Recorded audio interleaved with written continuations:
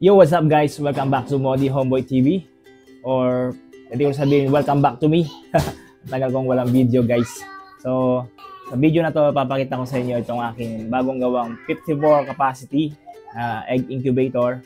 So, shoutout nga po pala sa may-ari nito na si Sir Jonathan Hamora or Jamora. Kasi ngayon papunta na sila dito, galing po sila ng Jose del Monte, Bulacan. So, ginawa kong video nito para meron na siyang guide. At yung iba pang mga customer natin na bibili ng incubator ng ganitong model. Ayos ba yun? Maraming salamat po sir sa tiwala. Alright, let's do this.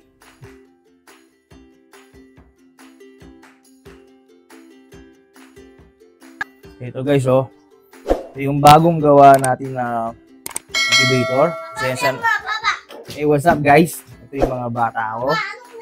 Kaya kulit nila. Incubator. Egg. Magiging sisiw yan. Pero hindi kasi ano yun eh. Hindi fertile yan eh. Ano lang, sample lang, tutorial lang. Hi ka muna sa kanila. Hi ka muna. YouTube ako. Manonood ka. Hey, Dainy. Hi ka muna sa video natin, oh. Dainy. Tulpo, Dainy. Doon ka na. Doon ka na. Video muna ako. Huwag muna kayong maingay. Oo, magiging sisiw siya after 21 days. Kapag sa mga fertile. Hindi, matagal pa yun. Gawa lang akong video na. Ito po yung dahilan ko kung bakit po hindi na po masyadong nakakapag-video. Makukulit po ito mga to. Oh, sisiw. So, paano guys? Mag-vlog pa ako. So, yun, no? Pasensya lang sa background natin. Medyo magulo. Pero okay lang yan. Focus tayo dito, guys.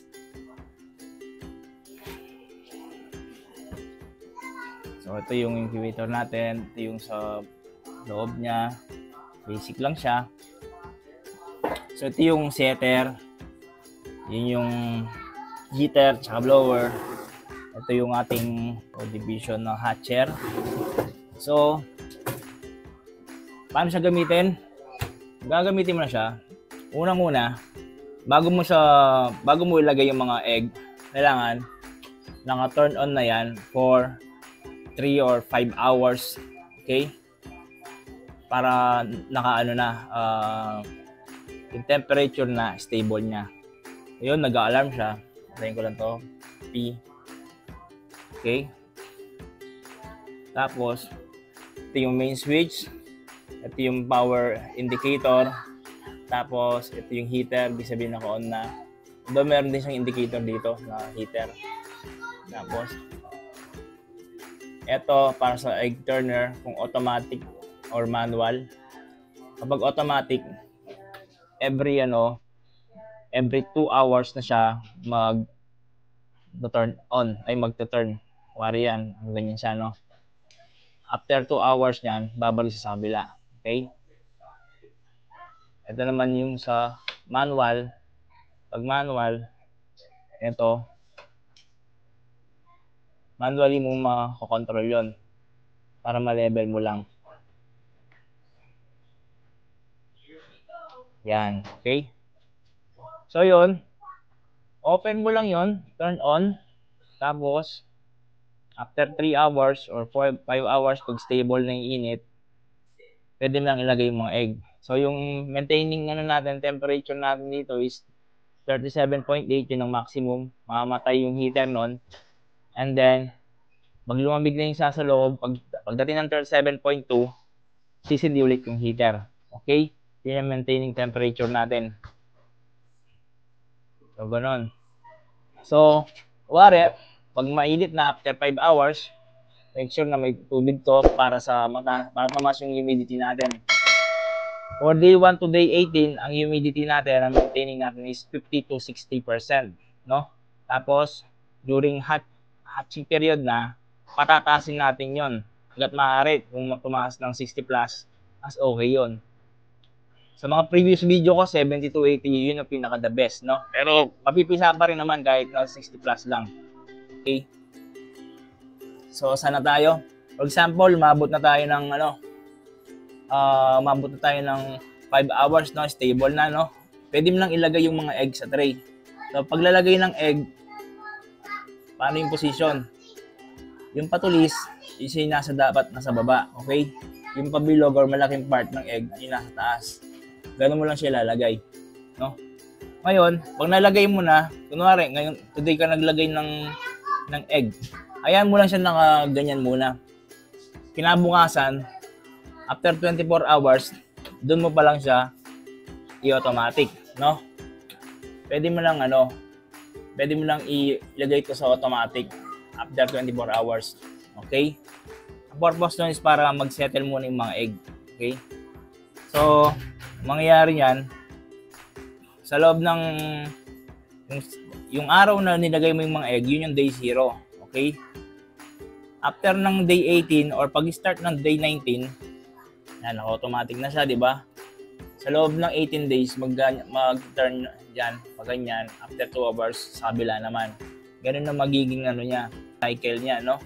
So, ang gagawin mo na lang sa loob ng day 1 to 18 is maintain mo itong water pan mo na may tubig. Okay? So, kailan tayo magka-candling? Kapag mag-candling tayo, doon sa day 7, pwede na tayo mag-candling. Normally, day 10 eh. Pwede ka normally, day 10 eh. Pero, siyempre, mahilig ka dyan. Kaya, day 7 pa lang, magka-candling ka na. So, paano mag-candling, no? Kung mag-candling ka, ibalik mo lang yun sa example, day 7 na, no? Lagay mo lang sa, yan, ganyan lang. Tapos, meron tayong libre nito. Pwede mong patayin yung incubator mo. Pwede mong i-candle yung, yan. Makikita mo na agad kung fertile o hindi. Di ba, yan o. Partida, maliwanag pa yan. Pero kita mo na ito, clear. Siyempre, ito ang fertile to. Table eggs lang to. Wala tayong sample, no? So, day 7 or day 10, mag-candling ka na. Para matanggal mo na yung mga infertile na egg. Yung mga walang laman, okay? Tapos, after ng day 7, so yan, maintain mo lang yan. Maintain mo lang yung tubig. Tuloy-tuloy na yun, no? Day 8, day 9, day 10. Pagdating ng day 18, mag-candle ka ulit. Para tingnan mo yung mga na-develop pa or hindi. Minsan kasi sa pag-unang candling mo, may mga dun eh. Mga hindi pa sure na fertile eh. Makikita mo yun sa day 18. Pwede mo nang tanggalin yun, yung mga infertile. Or yung nagkaroon ng ring blood. Okay? So, pagdating ng day 19, itong mga egg mo, pwede mo lang ilagay dito sa hatcher. Day 19 to day 21, dyan na sila mapipisa. Okay? Minsan, day 19, napipisa na sila. Pero, pinaka-normal po, day 21, doon na sila magpipisaan. Ayun na po, ganun lang po yung cycle natin sa pag-incubate. Day 1 to day 21. Yun po yung para sa manok po, no? Sa manok. Iba po sa mga itik at saka sa mga bibe at saka sa mga turkey. Mas matagal nga lang yon. Pero same pa rin yung proseso ng incubation. Okay? So yun po. Pala pag nasa day 19 na, pwede ka magdagdag ng ganito para tumas pa yung humidity. Ganun po yung natin, cycle. So ito yung incubator natin, meron din siyang lock dito.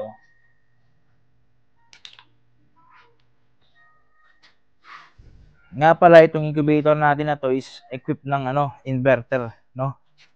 So ito yung inverter natin na ko-connect lang to sa battery, tapos automatic na siya.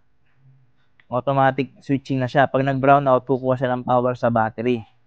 Okay? So yun, no. Ito nga pala yung additional na tutorial pag walang power yung incubator. Most of the time, napupuse. Okay? So itong natin, yung mga gawa kong incubator, ganito yung system nila pag na-fuse. Ano malalaman? Tanggalin mo lang yung saksak. Tapos, ito, tanggalin mo to. Tapos dito, makikita mo to. Yan, no? Ito, tinanggal mo yan. Itong fuse na to, yan yung active, no? I mean, yun yung yung ginagamit mo ngayon. Makikita mo kung kung okay siya. Dito. Nakikita mo kung may itong ano na to. Kapag putol yung wire sa loob, yun yung na-fuse na, okay? So, to sample lang to. Ito, okay to. Okay? Ngayon, yung extra niya is nandito. Nasa sa loob. Gagawin mo is, natanggalin mo lang yan.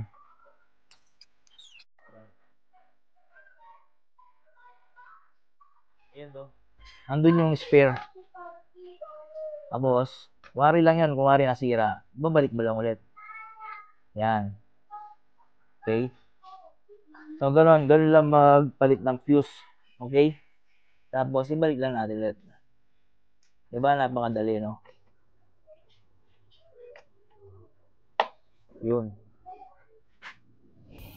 Tapos, balik natin. Yan.